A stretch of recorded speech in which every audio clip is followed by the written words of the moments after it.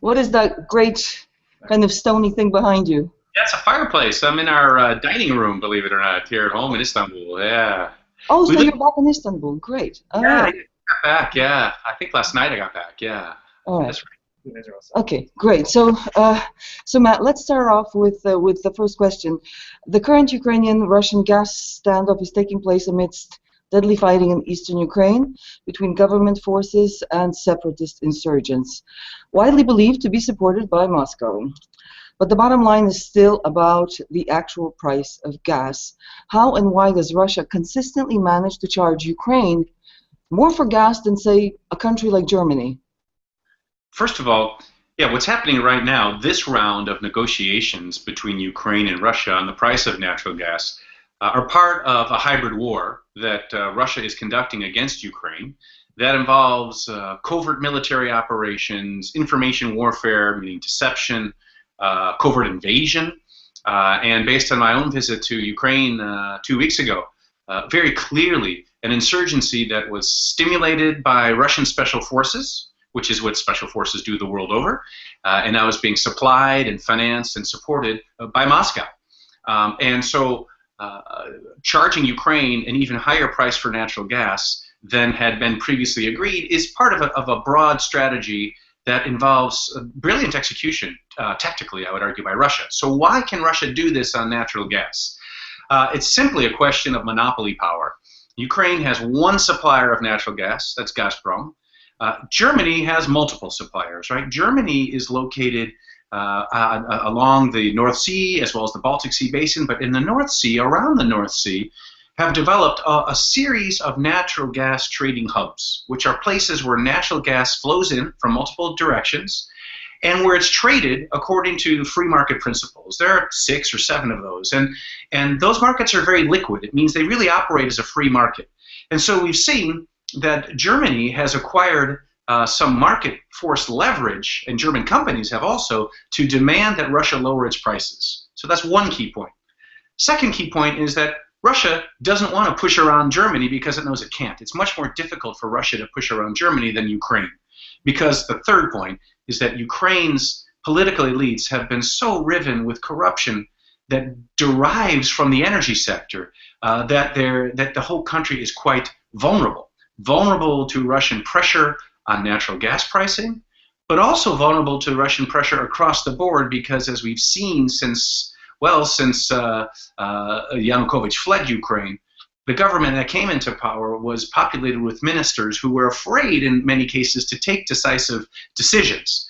And that reflects a long-term situation in Ukraine in which many of the top leaders, many of the top politicians, regardless of whether it was before or after the Orange Revolution or whether it was Yanukovych or others, made fortunes. And some became oligarchs based on the ability to buy Russian natural gas cheaply and sell it at a high price thanks to the non-transparency of the Ukrainian natural gas system. So everybody's to blame in this. Corruption is such a big part of the problem in Ukraine, and so many of the ruling elites are involved in this corruption process, particularly as regards energy.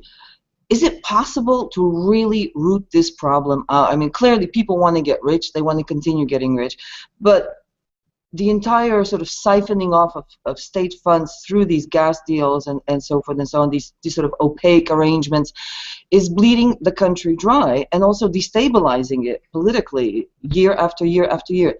Do you have a magic wand or something that you could wave around, or some sort of a solution that you can propose? Because we've seen everyone talk about this, but nobody really knows how to begin solving this problem.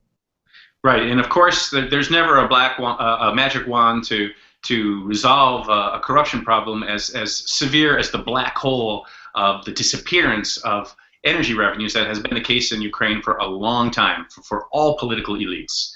That said, I think President Poroshenko is facing a challenge in which he has no choice. If he doesn't close down this gigantic hole through which all of these revenues leak, number one, his government will never be able to achieve the coherence that's needed to launch, fight, and win a counterinsurgency operation that is essential to keep the country together. And number two, I fear he will end up losing the support of the civil society of Ukraine that has grown so strong, as well as the independent media. Now, that's the good news, that civil society is so strong now in Ukraine. As we know, it's civil society that drove Yanukovych from office.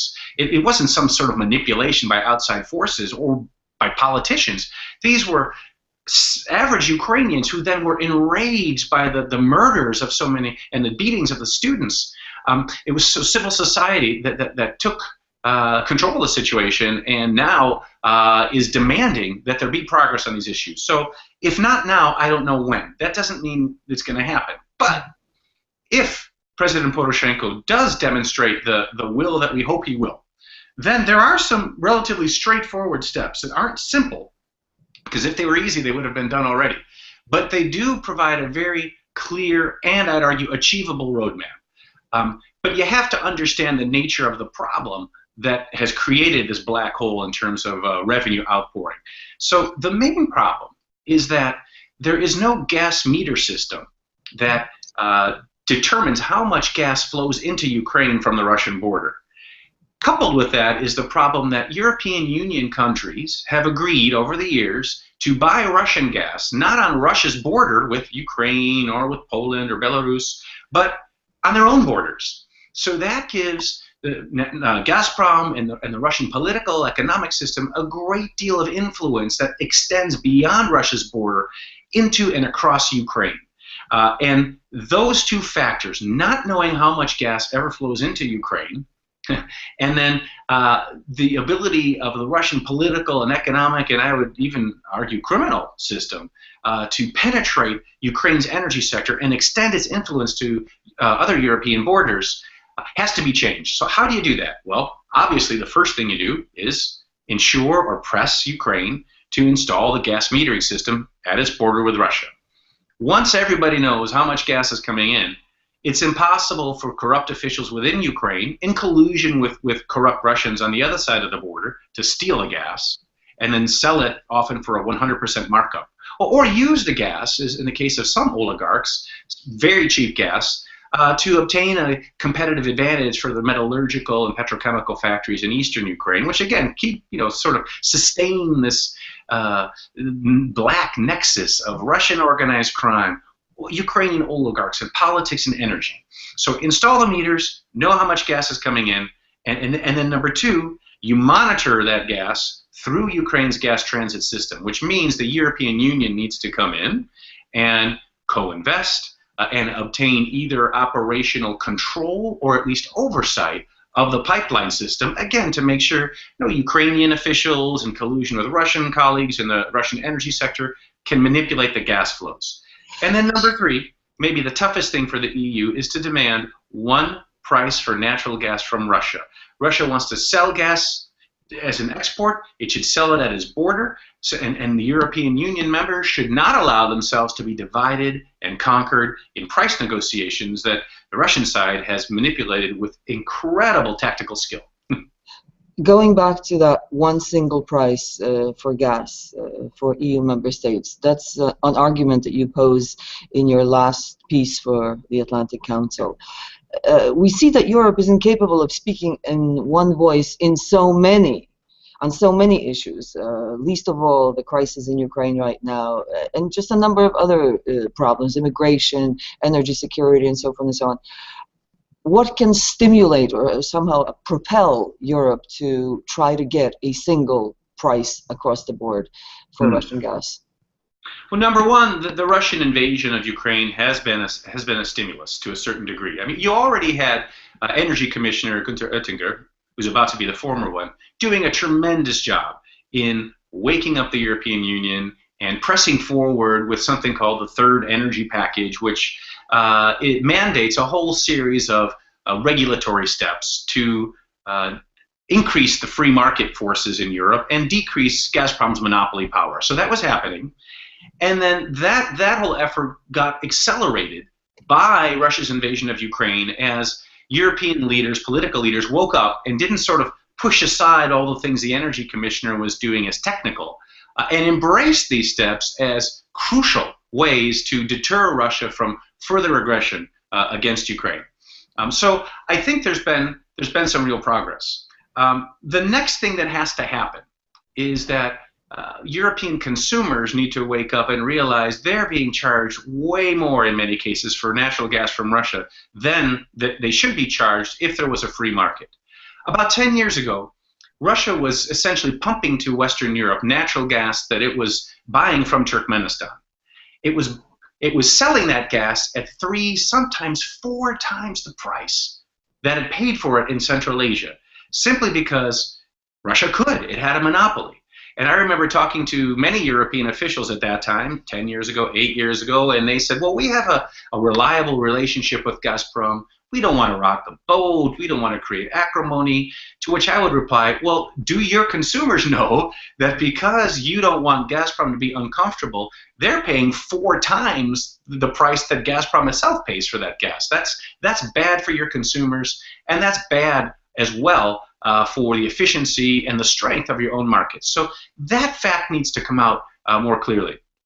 I think one more thing that's happening is that, as I mentioned before, that free market trading of natural gas is happening around the North Sea. That needs to spread further in Europe. And as it does, we see companies in Europe, especially German ones, acquiring more leverage over Gazprom to demand lower prices. But finally, to get to the point, to answer the core of your question, what will it take to get all of Europe to demand a single price? I think the answer is it's going to require a lot more courage. Russia is still extremely skillful at intimidating political leaders in Europe and frightening them into thinking that in the dead of winter there could be a slowdown in gas supplies, could be a technical problem that Gazprom decides not to fix, which then jeopardizes that political leader's entire government.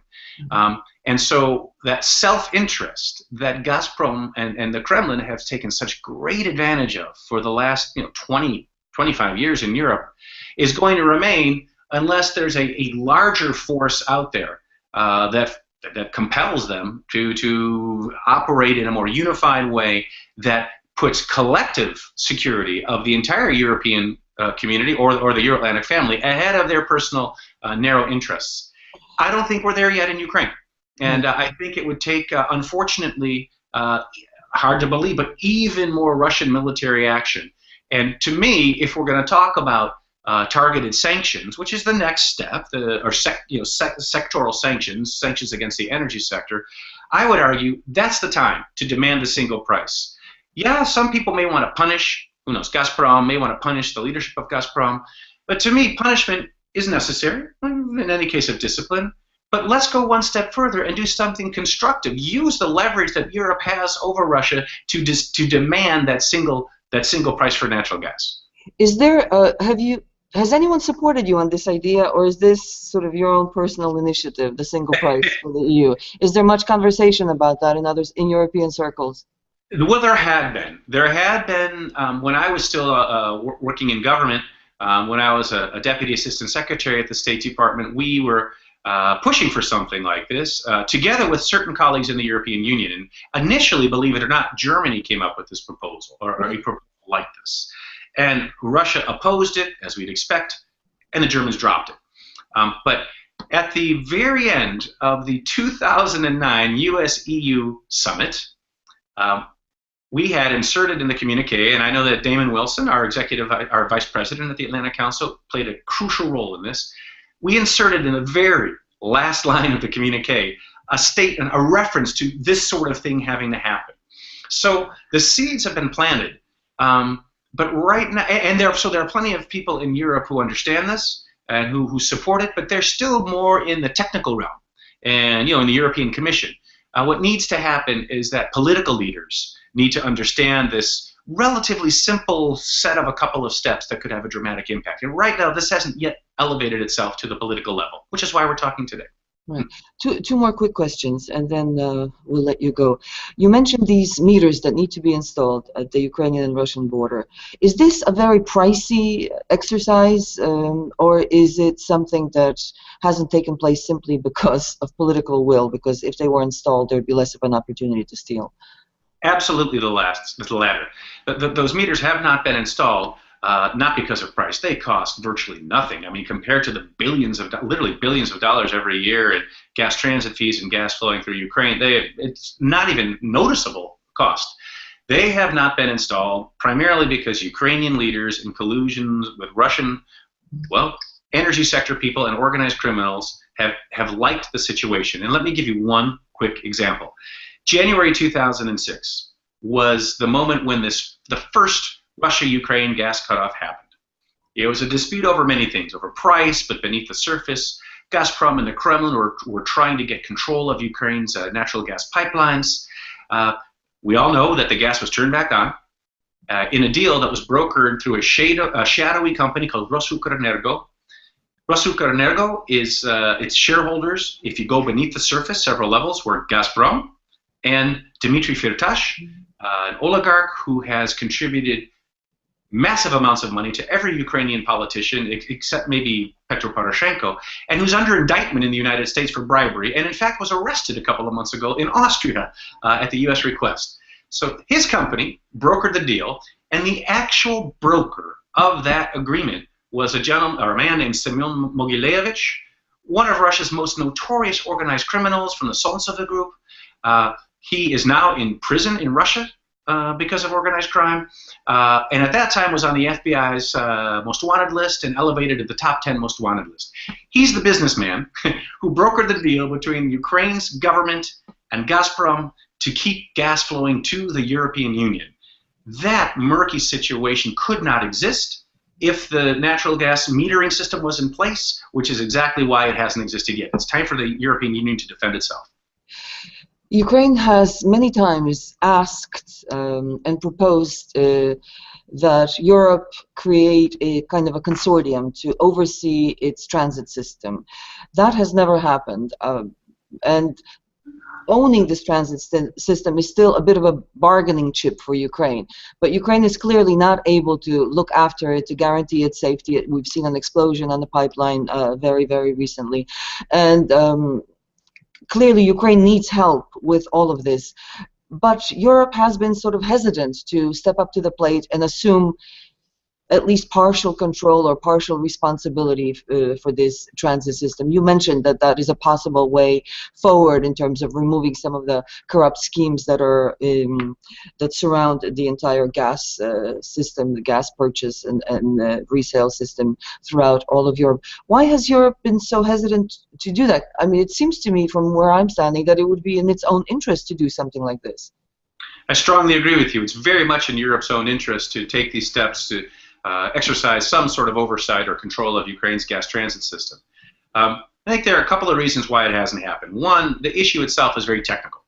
And I think then, number two, when technical people in the European Commission bring this up and it gets to the political level, then there's feedback from the Russian side saying, why are you messing with this? The Russian side goes right to the political leaders and says, don't rock this boat. And European political leaders haven't had the political or I should say the technical insights or desire to really take this on, and they've been afraid. I think they've been intimidated. But the other problem is that Ukrainian officials haven't wanted this either. So European Union has a lot of leverage on both Ukraine, which is obvious, but really on Russia. I mean, Russia can't survive economically without the revenues of natural gas flow from Europe. And beyond that, no matter how much Russia claims it might shift toward China, and not use Europe as its primary natural gas market, that's a bluff, because even if that deal with China goes through, Russia is still today exporting 4 times as much gas to Europe as it will once that deal to China is realized after a decade. And Russia is only going to expand the amount of gas capacity it has to Europe in coming years. And psychologically, for Russia to be accepted, to have respect, means to be accepted as a European country. That's the whole reason why Peter the Great built St. Petersburg, right? That's the whole fundamental focus of Russian foreign policy for centuries. So Russia is bluffing Europe, is intimidating European Union officials, and they need to stand up and say, Ukraine, you want our money? We want to help you. You need to take this step. Russia, you want our markets? Okay, we're not going to punish you if you don't want us to punish you, but you need to take this step. And to be treated like a European power, you have to behave like one, which means transparently, I hope. I would argue with you about Russia being a European power, particularly in light of some of the statements that have been made by Putin and his cohorts in the last few weeks about their sort of Eurasian exceptionalism. But the last question is very global in scope, but I'd like you to answer it sort of in a narrow, short manner if you possibly can. Do you foresee a time, any time in the not too distant future, where energy will become divorced from politics, where energy will become a purely commercial exercise, a purely commercial business? Because we see that across the board, in all countries, America as well, the price of oil is a political issue, the price of gas is a huge political issue in Europe, and so forth and so on. Short answer. Must the two always be joined, energy and politics, or would it be safer and better for the world if these things were purely based on business interests, commercial interests? I think for certain the world would be much better off in the latter situation you described if energy projects develop purely on the basis of commercial considerations. But that can never happen because energy is found, except for renewable energy. I mean, renewable energy is a different story, right? But generally, energy is found in limited number of places, not always where there's demand for it. So it's got to move across international borders. And once that reality is such, and there are also things called natural monopolies that have to be regulated by governments, then there's no choice but for governments to be involved. And until or unless every country in the world had its own indigenous supplies of energy that kept it fully supplied, we'll always see politics and governments and energy somehow coming together. Which means that you and I will probably be having this conversation again many times. I hope so. I hope so. Thank you very much. Thank you so much. Great talking to you. Great talking to you as well. Bye-bye.